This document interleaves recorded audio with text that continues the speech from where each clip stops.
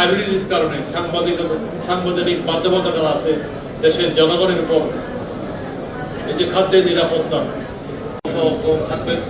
আমি মনে করি ভবিষ্যতে আমরা কিন্তু যদিও দরিদ্র পীড়িত অঞ্চল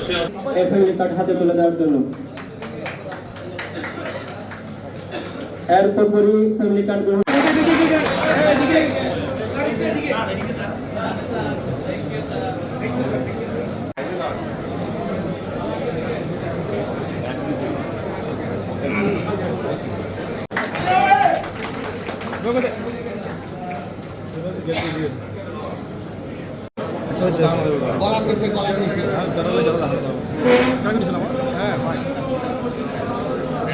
মাননীয় প্রধানমন্ত্রী কর্তৃক আয়োজিত এই ফ্যামিলি কার্ড উদ্বোধন অনুষ্ঠানে